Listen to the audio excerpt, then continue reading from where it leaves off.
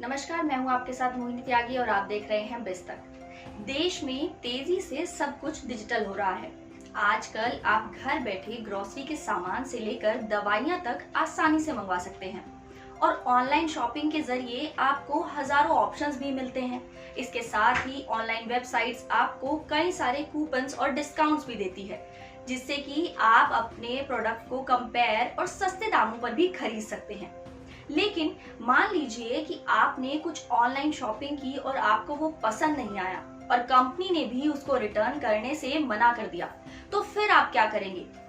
जी हाँ, आज की इस वीडियो में यानी कि आज की काम की खबर में हम आपको यही बताने वाले हैं कि अगर ऑनलाइन शॉपिंग करते वक्त आपके साथ किसी भी तरह का फ्रॉड हो जाता है तो फिर आपको उसके बाद कहां पर अपनी शिकायत दर्ज करानी होगी और कहां पर आपकी सुनवाई होगी।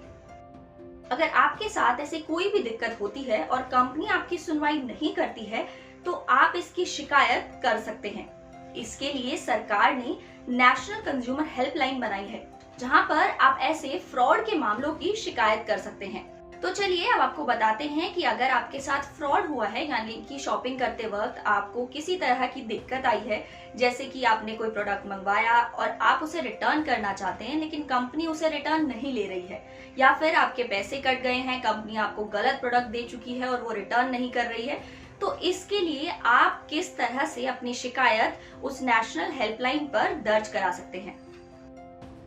आप नेशनल कंज्यूमर हेल्पलाइन के रजिस्टर्ड नंबर 1800114000 या फिर 14404 पर शिकायत कर सकते हैं। यहाँ आप हॉलिडे को छोड़कर सुबह 9:30 बजे से 5:30 बजे तक फोन कर सकते हैं।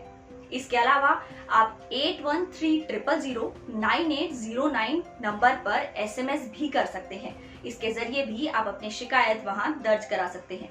इसके साथ ही आप ऑनलाइन वेबसाइट consumerhelpline.gov.in पर या फिर NCH ऐप, कंज्यूमर ऐप, उमंग ऐप के जरिए भी अपनी शिकायत दर्ज करा सकते हैं। यानी कि आप ऑनलाइन, SMS और कॉल, इन तीनों आसान तरीकों से घर बैठे ही अपनी शिकायत वहां तक पहुंचा सकते हैं। तो चलिए इसका पूरा प्रोसेस बता देते हैं कि आप किस तरीके से इसमें अपनी शिकायत दर्ज कराएंगे। इसके लिए आपको बताए गए प्लेटफॉर्म्स में से किसी एक पर लॉगिन करना होगा। फिर आपको उस प्लेटफॉर्म पर अपनी आईडी बनानी होगी। इस पर आईडी बनाने के बाद आपको शिकायत के लिए एक फॉर्म भरना होगा। इसमें अपनी शॉपिंग से जुड़ी हर एक जानकारी आपको देनी होगी।